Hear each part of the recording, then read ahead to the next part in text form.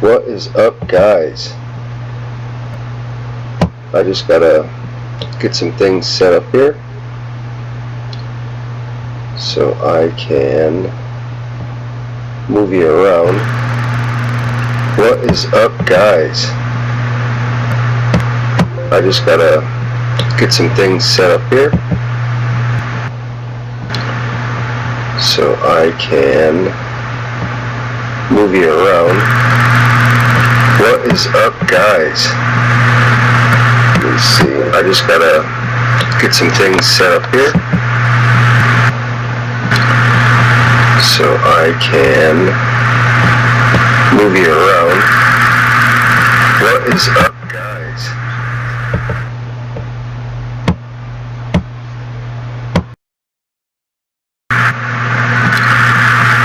So I can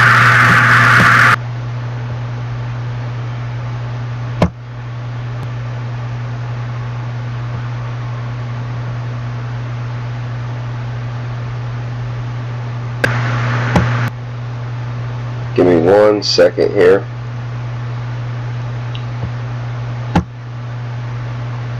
Give me a thumbs up if you can hear me.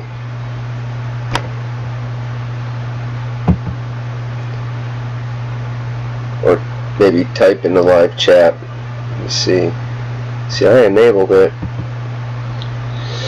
I really could care less for this new stuff.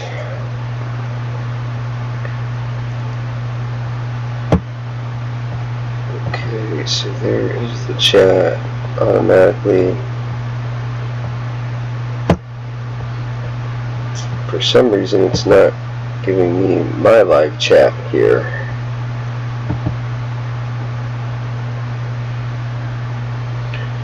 Which is upsetting.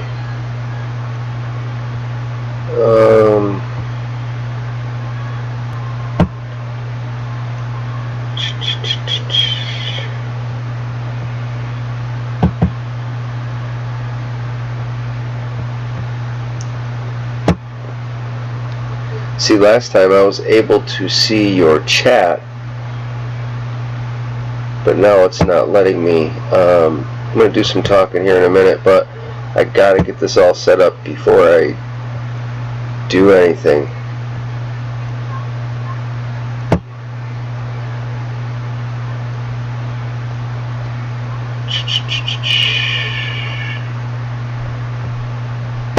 Live. Okay. It takes so long to set this new one up that it's not even worth it.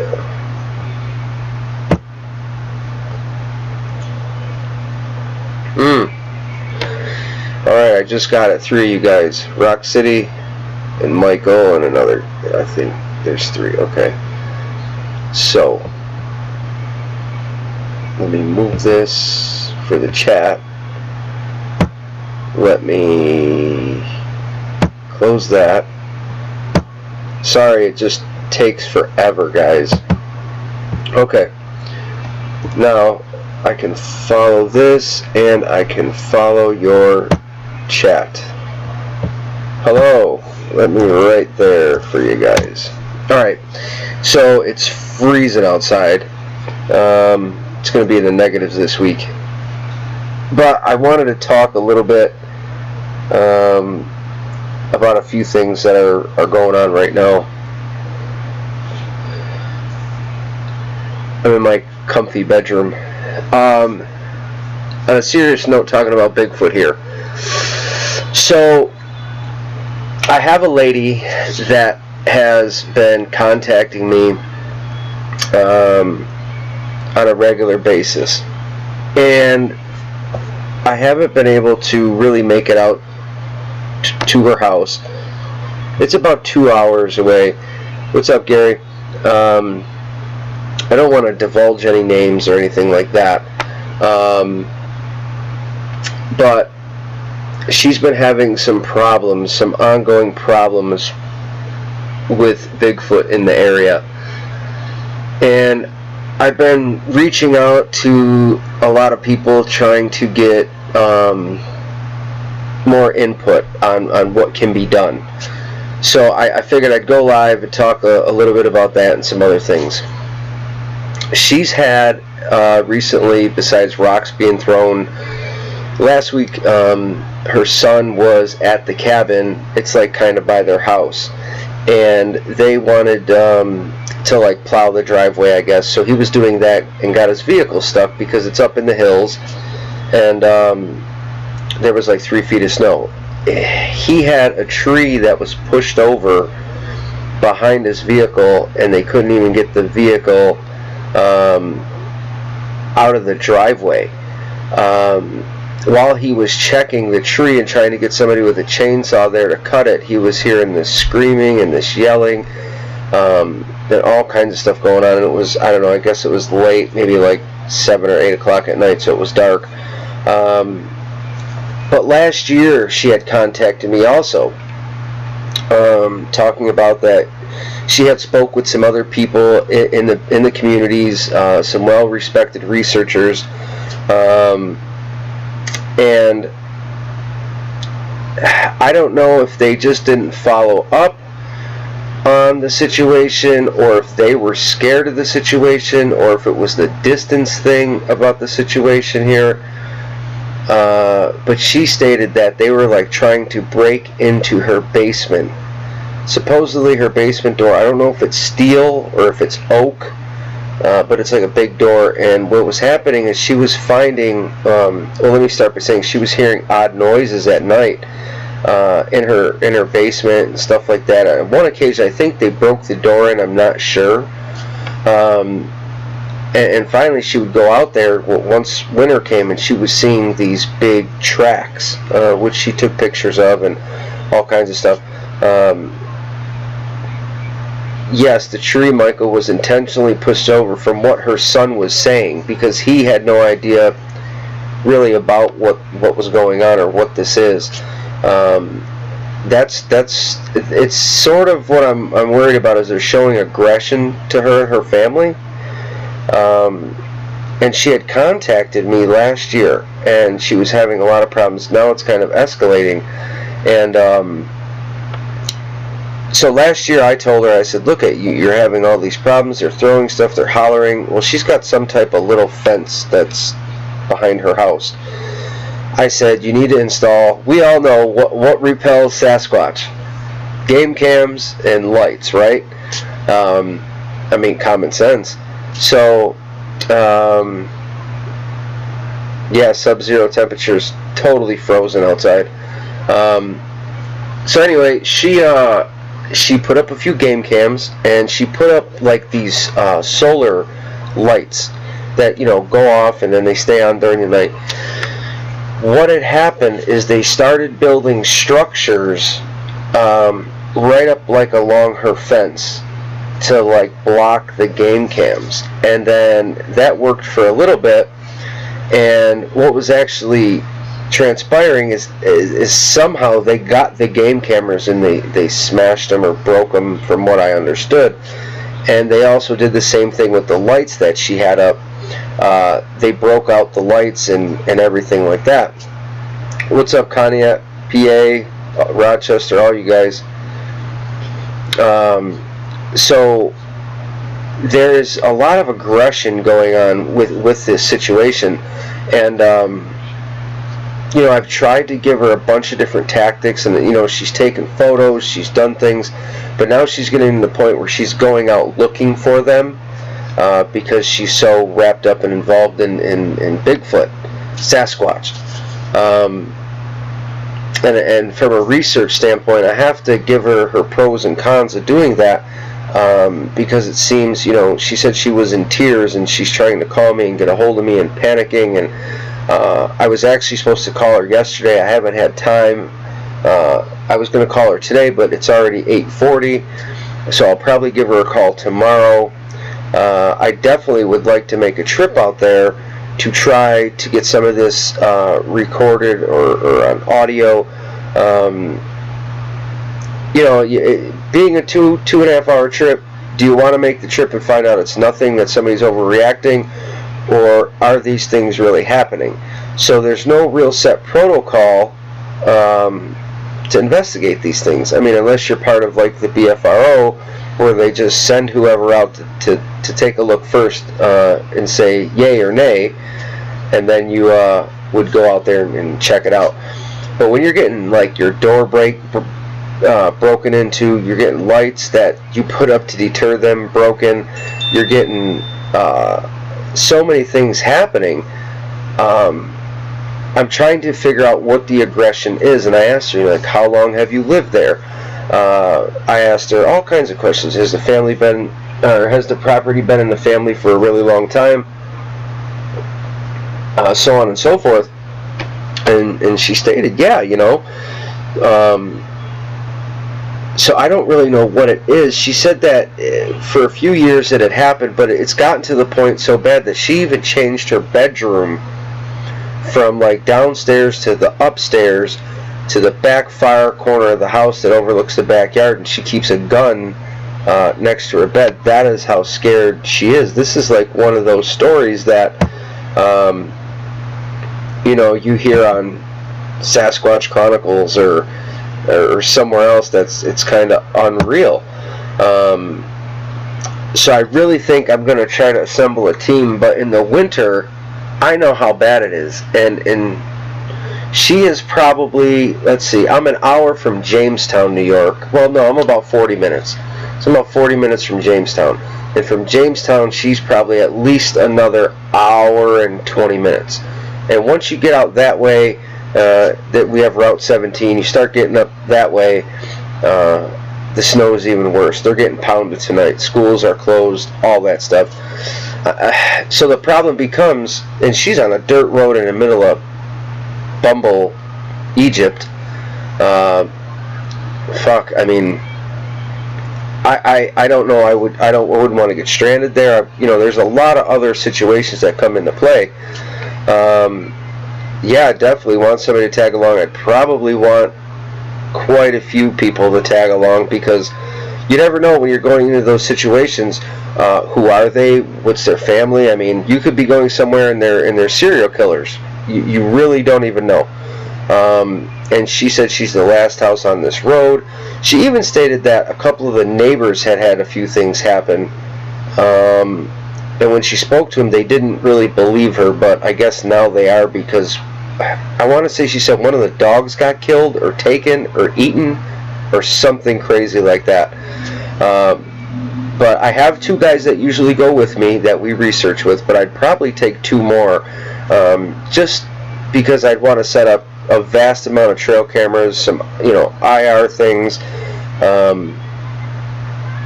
You know, I mean, you want to make it at least a 2-day thing, but you don't want to really stay on the property. So it's almost like, okay, what do? Do you sleep in your truck? You don't want to bring 6 people and try to stay in somebody's house. And I highly doubt there's a hotel room that's even close to the lady's residence. So there's a bunch of factors that play in. But have you ever heard of what do you call it? Like a lot of aggression toward people? And if you have heard of that, why? Were you able to find a conclusion or something like that?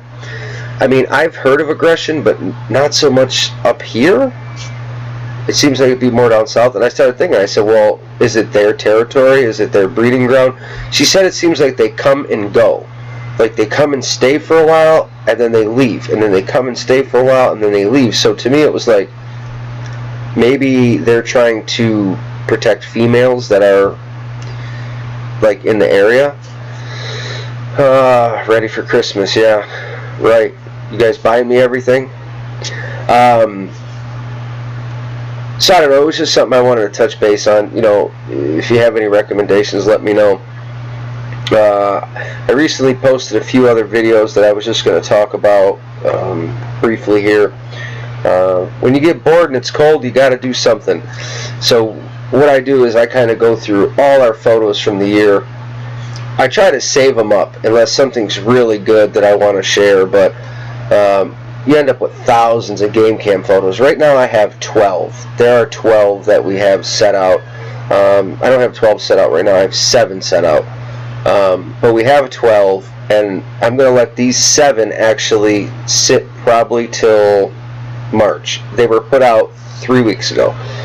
New batteries, each one's got a 64 gig card in it. So hopefully I get a good 3 months out of it. I like to let them sit for a little while because I notice that's when I get more activity. A lot of hunters, a lot of guys use game cams, people for, Sasquatch and stuff like that. They're in and out and in and out. I mean, they're in the area so much that what use is the game cam? I mean, leave it there, leave it alone, try not to disturb their area. But anyway, I go through all these photos and we start to find things. I don't know if any of you have watched my recent videos, some of the stuff that we share, some of the faces. They talk a lot about pareidolia and how the brain works and how you see faces and kind of like everything. But a lot of our photos, I try not to share.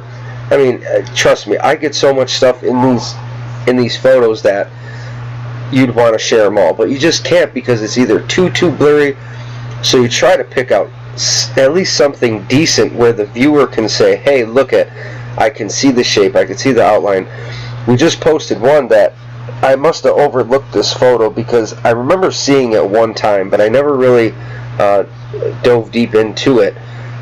So I started analyzing it, looking at it, and you could see the outlines, it looks like of 2.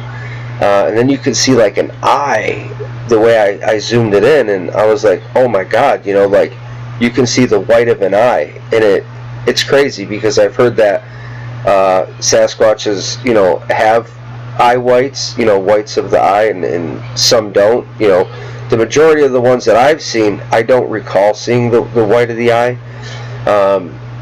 But it's intriguing. So I don't know if you guys get a chance later, check out that video. Some of our photos that we shared are intriguing. Let's see. Maybe it's a local travel route like the Appalachian Trail. Yeah, that's possible. I know.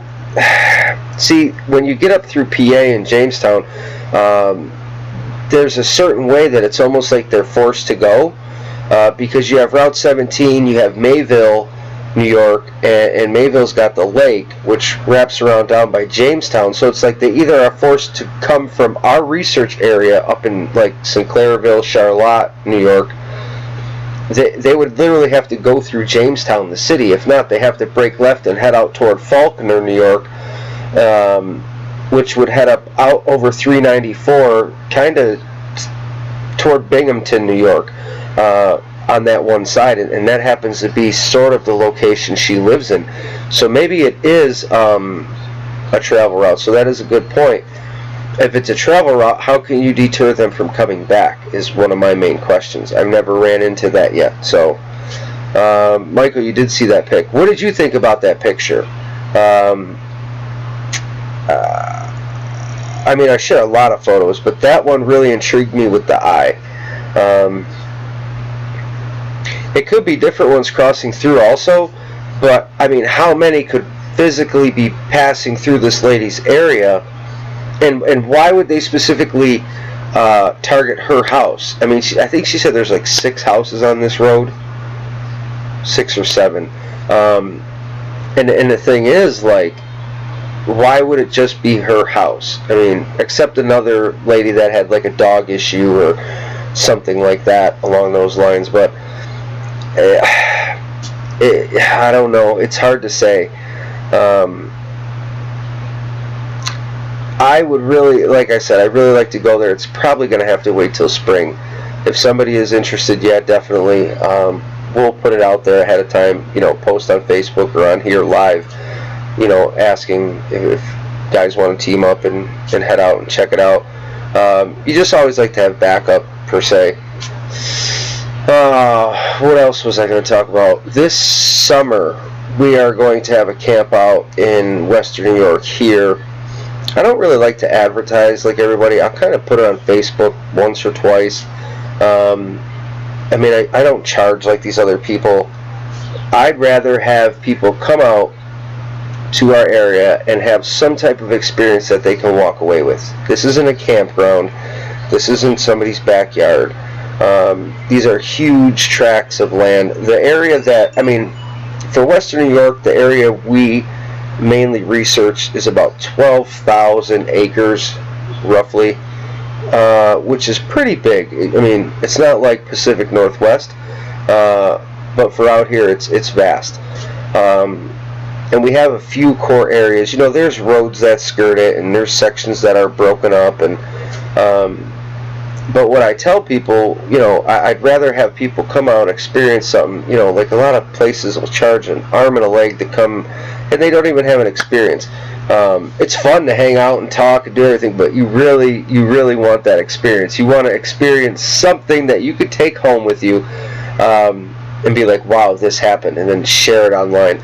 So I tell people, bring your game cameras, bring your camera, your regular cameras, bring your camcorders, so on and so forth. I would like you to capture your own evidence, so when you go home, you can go through it all on the computer and say, wow, look what I got, look what I found. Back to Michael. It's definitely a clear shot of the eye. Yeah, that photo was intriguing. Yeah, I'm almost going to say that that's 100% a Sasquatch, but I can't because it's blur, but there's a blur to it a little bit. But the eye is very clear. Maybe some were born in that area. Yeah, that's possible. They could have young out there next to her property, but I don't understand why they'd be trying to break into her house. See, then that brings me to like the Native American Bigfoot thing. Could they be looking for certain things? Could they be doing certain things? I mean, there's such an array right now in the Bigfoot conundrum here that everybody's lopsided out. That's one of the words that I'll say. I don't really want to use that, but one is they're on the paranormal side, one is they're on the flesh and blood side, and you don't really have anybody in the middle. Me, I have one foot in both camps, and that's the way I say it, and that's the way I see it, because if you are just over here and not over here, you're going to miss this evidence. And if you're here and not here, you're going to miss this evidence. So I feel you, even though you know that they can have a physical or a metaphysical body based on what you witnessed, you still have to remain grounded and have to try to figure out what is what. There's a lot of people out there doing some really good research. Like I commend Surge. It's a group on Facebook, and SIR, S-I-R, and a few other groups out there. They're really doing some good things. Like the North American Wood Ape Conservancy, they're doing really good work. It's awesome to see these groups do that, but nobody ever talks about any type of paranormal situations. When, let's face it, we know there's paranormal things that happen. If you don't, you haven't been paying attention. And it's not just with Sasquatch or Bigfoot. It's paranormal, the whole world, the entities, or this, or look what was caught on camera all over the world. So it's not even so much about being open-minded, it's about being able to digest it. And a lot of people just close their mind off and have a hard time with that. But I tell people, you know, come on out, come to our camp out. You know, usually last year we had like 6 people, nothing crazy. It was just for people to experience certain things, and it actually rained. So my biggest thing is planning it in June sometime. July is okay. I don't mind doing it in July, but it'll be a little hotter, a little bit more buggy, and it's hard to see through the foliage. So I like to go June, maybe the first week or 2 of June, and I'll release that out there if you guys want to come out and check out some of our stuff. And everything we post is 100% legitimate. I don't have time to be a hoaxer, to be out in the woods playing guys' games, and it's not easy, it's not fun, and it's expensive. So if you really are into research, that's 3 things that'll kick you in the ass. Let's see, what else was said here? It's winter, food and tools are needed. Never really thought about that. Later, Marco.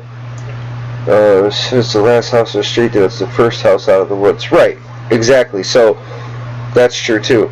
I mean, it's really odd that this lady's house it's like she's crying, she's under attack. Like the messages she was sending me, she's desperate, and I almost wanted to tell her to contact the police department so they could come out and at least make sure it wasn't something else going on. You know what I'm saying? But that would probably be the first step I would take before I did go out there, is to contact them, have them go out, see their findings, and I'd like to do that during the winter in case there are any footprints. You know what I'm saying?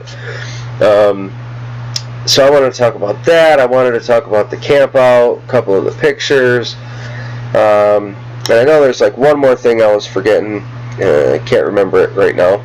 Of course not. Should have wrote it down. I think there was one more photo I was going to talk about.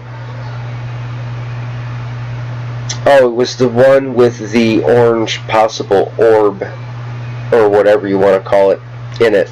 I was going through the photos, and I happened to see it looked like an orange dot with a face in it. And a lot of people that I talked to, you know, across all these groups, and the thing is, a lot of people, they don't like when you talk to this person or that person, but you have to. If you're really trying to research, and at least if you're going to try to understand it for yourself, what Bigfoot is, you have to talk to people. You have to understand what is going on.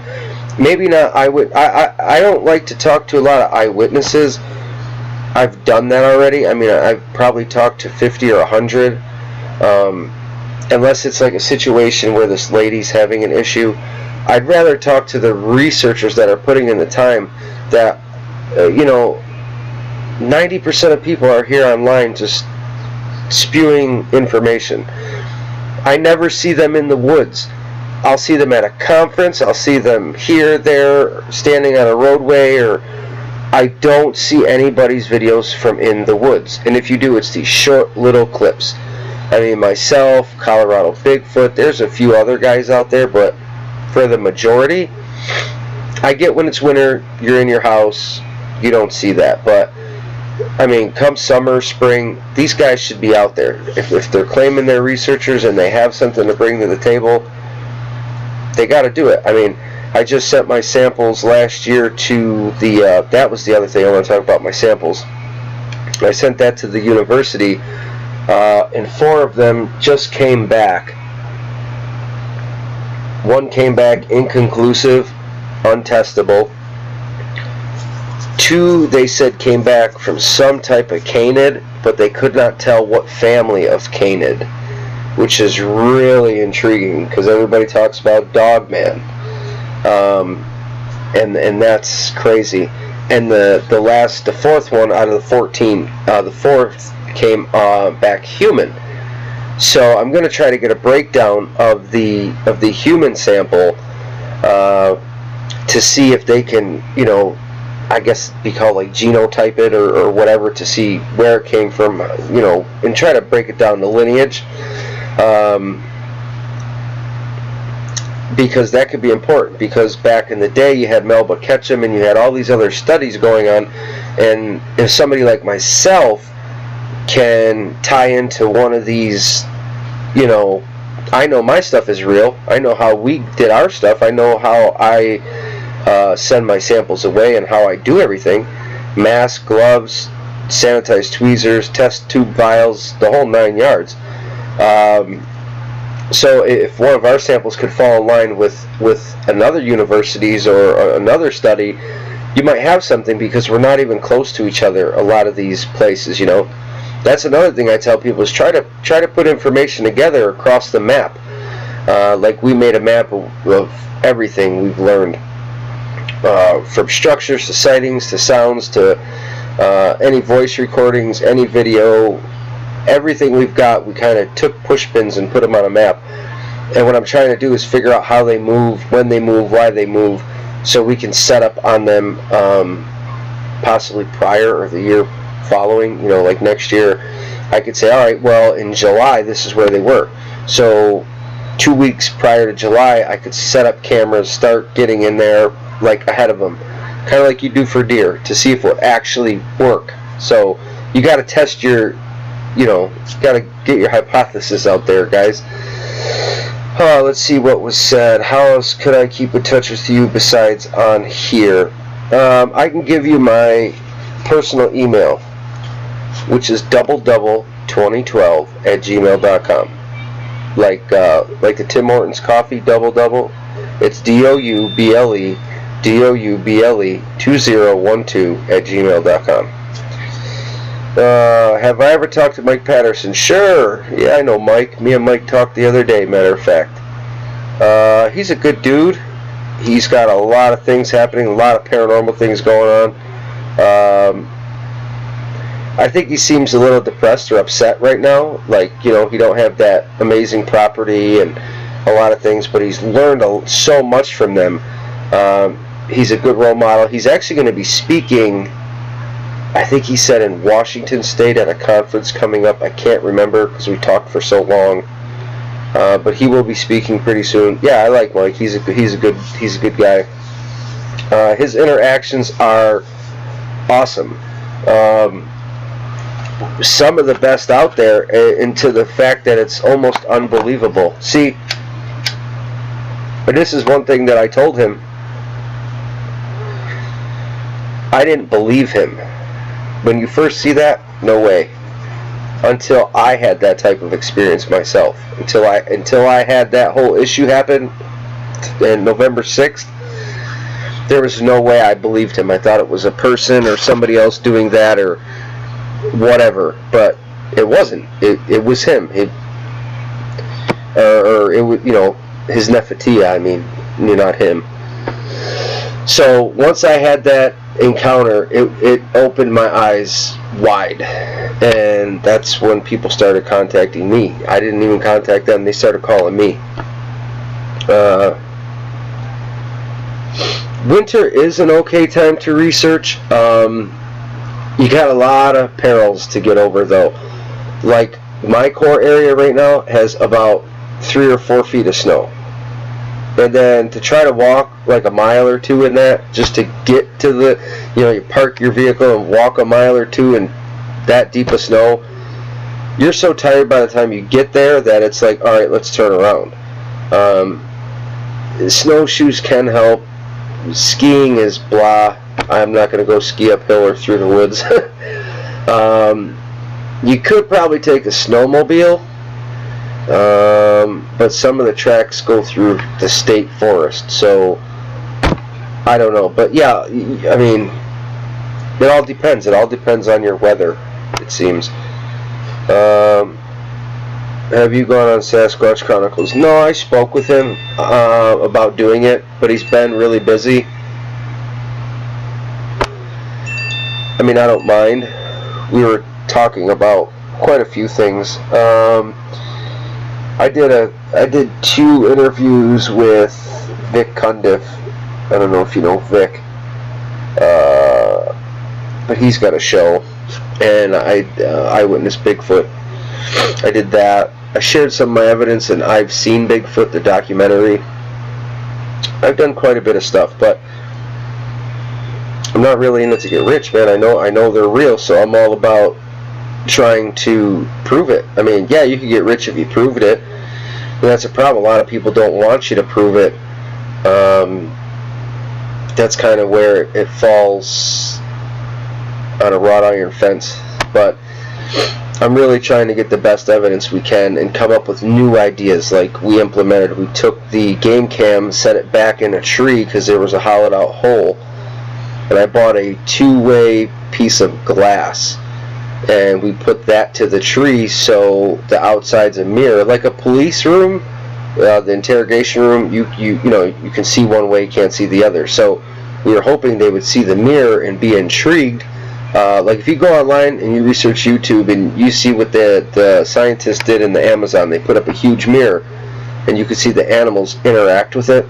So we were hoping that they would do the same thing. And in essence, the game cam would be behind that, which they couldn't see. and maybe get a photo. So we're trying new things.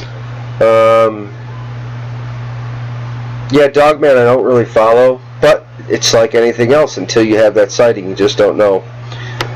What's up, Steve? Anthony Moffat's channel. Anthony's a good dude. Me and him used to always talk, and I'll tell you what happened. It was in regards to a researcher out of Utah. A certain researcher called him, and a bunch of stuff went on. I spoke with Anthony. Anthony stated that he thought the guy was hoaxing and a fraud because of the things he was saying to him. And when that was brought to light, so many people liked the researcher from Utah that it made Anthony look bad. And Anthony was just like, you know what? I know what's real. You see me out here hiking my ass off, doing my thing.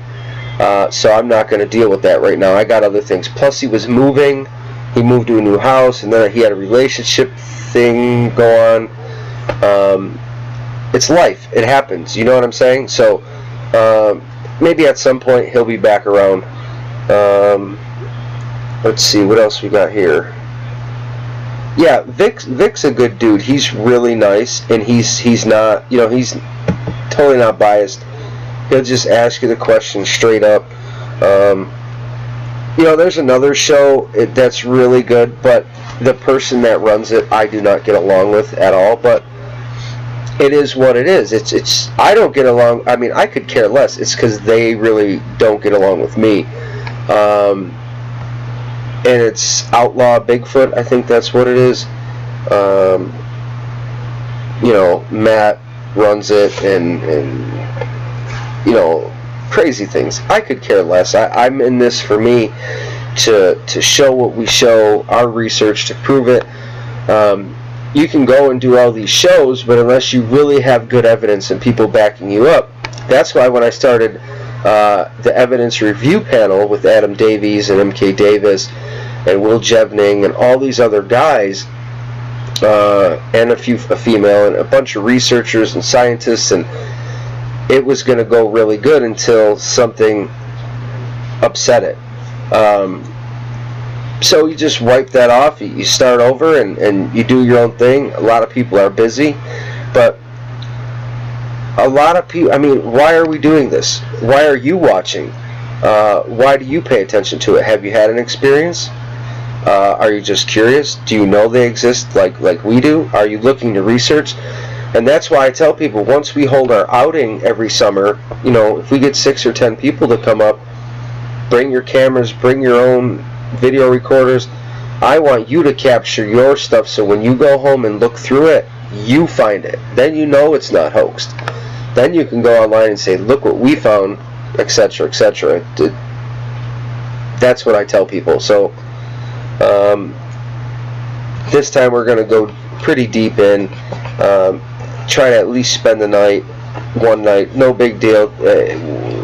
We'll probably go to a state land area in case the people that do come want to spend 2 or 3 nights. They'll be allowed to, because it's not, you know, there's a private area we could go to also. But yeah, that's some of the main stuff I really wanted to talk about. You know, we talked about the lady that I have to probably go see come springtime. She's having some aggression issues with Bigfoot, breaking things and trying to get in her house. And that's, like I said, about 2.5 hours from me. When we hold the camp out, it'll be in June probably sometime. I'm going to post that ahead of time if people do want to come out. I don't charge anything. But I encourage people, even if you don't go to people's campouts, get out in the woods yourself. Enjoy it. Start learning how to research. Even if you just want to research for yourself. If you're tired of just seeing people's videos and posts online, do it for yourself. You know what I'm saying? Get out there and see what you can see. Let's see. Yeah, I watch Bigfoot. Yeah, I think Vic and Wes are the best. Let's see. I never had a sighting. I'm not sure about an experience either. There's a biking strip once. Yeah, I mean, people don't realize there's more Bigfoot than you think. I'm going to put this in perspective for everybody. A lot of people say, well, there's like 5,000. No way. There's way more than that. You have millions upon millions of acres, square mileage of acres of woods in North America alone, besides Canada or British Columbia or Alaska, well, including Alaska, but I think there's something, last I knew, I think it was 3,300 counties in the United States. I think it was something like 31 or 3,300 counties. So, if you take 3,300 counties and look at that as a perspective, right? And then you just say there's 10 Bigfoot, right? Just 10 in each county. Now, a county's big. You know, that's a lot of area to cover just in my county alone. And I know in the areas I research, I know of up to 8, and that's only like covering a quarter of my county, maybe. So if you just said 10 per county and times it by 3,300, I think it's 3,300 counties. I might be. You know what? Let's Google it right now, live. How many counties in the U.S.? Okay, as of 2013, there were 3,007 counties, 64 parishes, 19 organized boroughs, 11 census areas, 41 independent cities. So a total with District Columbia is 3,143. So take your 3,143 and we'll times that by 10. It gives you 31,430. I don't know if you can see that, or you can just do it. There you go. Possible Sasquatches, 31,000. Now that might sound like a lot, but the area is so vast, and they're in like family groups, 2, 5, 8 of them. So it's not that far-fetched, and you're going to say, well, if there's 30,000 of them, how come we didn't see them? It's because they're spread out, and they hide, and they're in the woods. They're this elusive type of people that possibly, that do have this metaphysical ability, which I'm just getting into, and I don't know much about it, so I've been trying to read and read and read, and in wintertime it's good. Read books as much as you can. You'll learn a lot. After what I've seen, I had to start reading. I had to start researching. I had to start trying to figure out, what did I see? You've seen this Sasquatch that disappeared into a ball of light, and it's unreal. So I urge you to do as much reading as you can. Never close the door on any of the paranormal thought process, because I did in the beginning, and I looked at these people and I thought they were crazy. I thought they were out of their mind talking about this paranormal shit. And then when it happens to you, it's like somebody picked you up by your ankles and shakes your head all over the place like that, because all your thoughts, you have so many misconceptions, and just when you think you're getting a grasp on Sasquatch or what they are or how they live, they give you a little bit more information that changes like that, and your whole world is kind of turned upside down. So it's such a broad spectrum. I mean, you have people like Michael Merchant, who are Snowwalker Prime, who's talking about that they're like a plant species. You have people that are the Nephilim, the fallen the angels, and then you have flesh and blood. You have so many across the board, and the reason people are coming up with these theories is because they don't know. I don't know what they are. I call it Bigfoot because that's what we've been trained since the 50s to call it. ever since the footprints were found in California. That's the name they dubbed it, which I hate, by the way.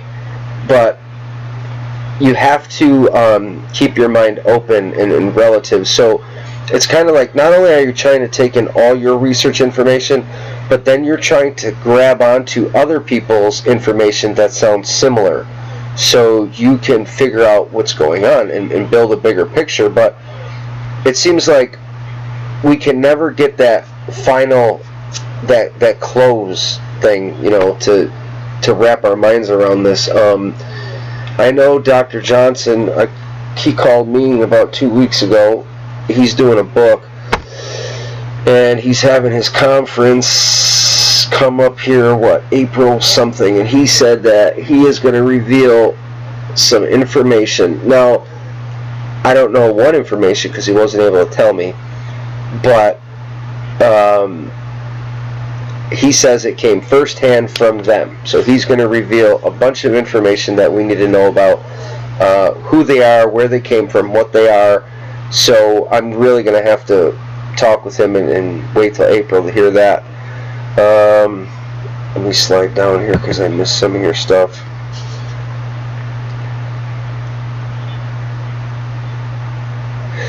As far as feeling uneasy, in the new video I shared actually today, I took part of the video from July when I was having my encounter. I was setting up a game cam. I set my 4K camera down on the ground with the backpack. I'm setting this up about 10 feet away, and I have this encounter off to my right where I see one. Unknown to me, the camera in front of me is actually capturing a few out in the distance. Before this all happens, I say on camera, I have that gut feeling that I'm being watched. Okay? So follow your gut 100% when you have that feeling. I mean, if you're just researching, walking through the woods, and it hits you, that means something. Don't overdo it, and every time you go and be like, oh, I got that feeling. No, it's just, when you have it, you'll know. Let's see. The subject is interesting to me, and I honestly never want to see one. You never want to see one. Why? So I always bring a camera with me when I go to the woods. Better than a gun. They are interesting species. I can't say what they are, but I know they have these special abilities, and the Indians used to talk about it, how they're able to manifest, disappear, do all this. You even hear stories that they're like from the Bible, like Cain and Abel and all this other. Oh my God, there's so much you could wrap your mind around. So what you have to do is kind of park that away, do your own research, and see where it leads you. But it seems like everybody else's research has been a dead end, because we'd have proof by now. So that tells me that there's more to the flesh and blood, or to the paranormal, than the flesh and blood, because they're able to disappear, they're able to get away, people have shot them, they disappear. Let's be honest, the only way you're really going to ever prove this is to capture one, kill one, or find a dead body, because all of the DNA specimens that have seemed to come across are either changed, manipulated, or unfounded. So, there's a lot. They're terrifying. What it is your mind can't comprehend that you're seeing a subject that's 8, 9, 10 feet tall.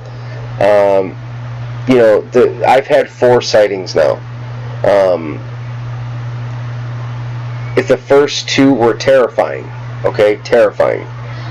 I had a juvenile that was really close to me while I was metal detecting. He curled his bottom lip, rolled it down. I was able to see his teeth. When he swung his arm out, I could see his hands. He went down on all 4s, took off. Terrified me. It was 20 feet away. That's kind of what prompted me to start paying attention. I was out metal detecting the following year with a friend who actually has passed away now. And he's seen something in the trail, and he points, and he's like, look.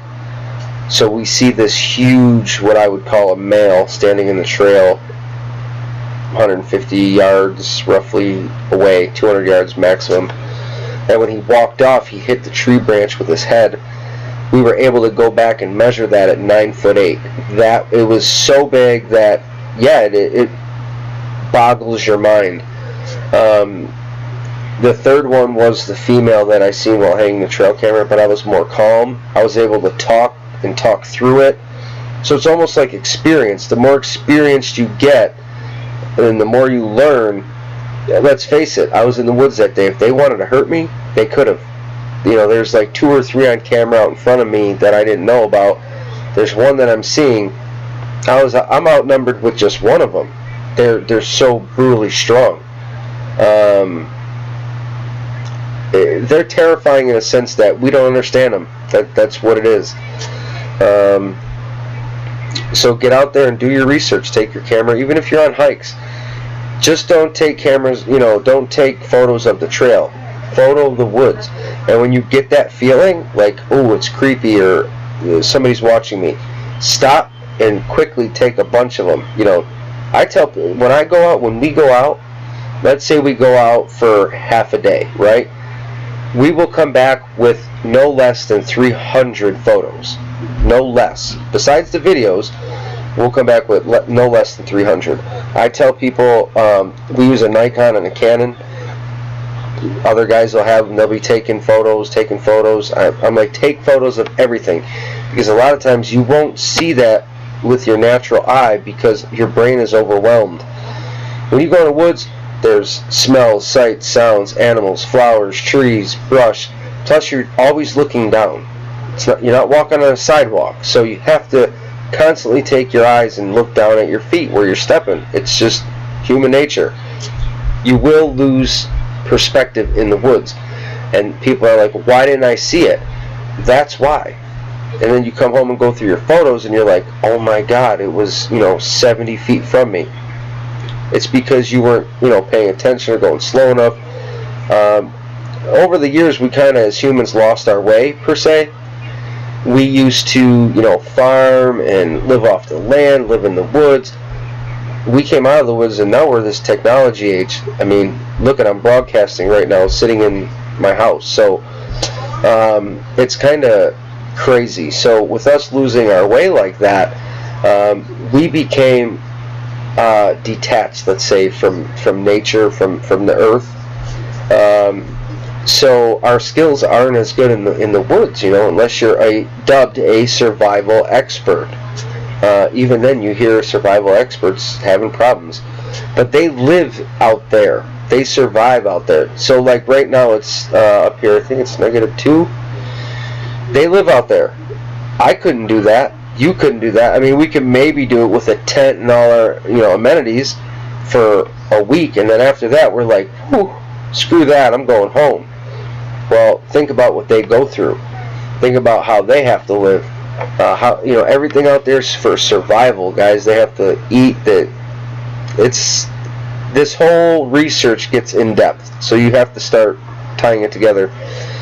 You're near Tahoe, Nevada. I heard a few encounters near Lake Tahoe. Crazy to think how close I am to them.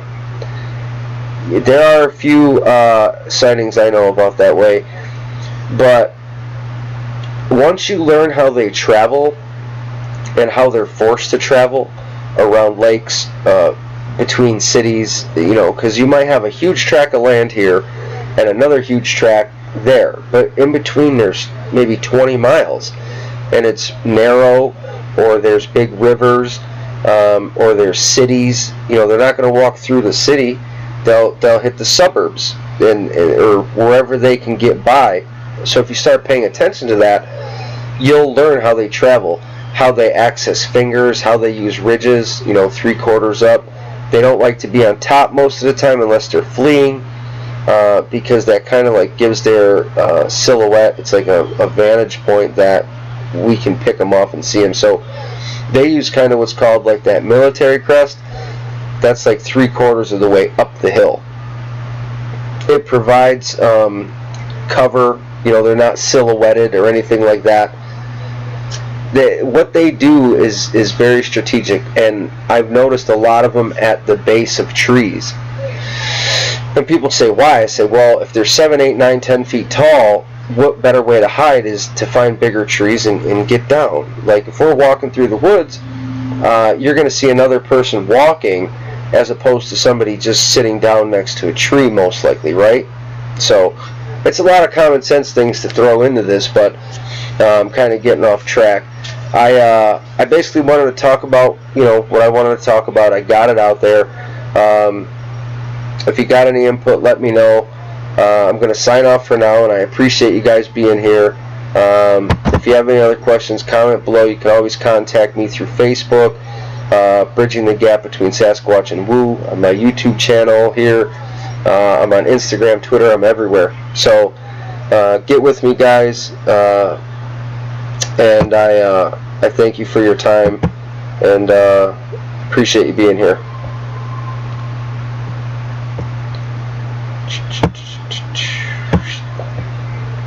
Later.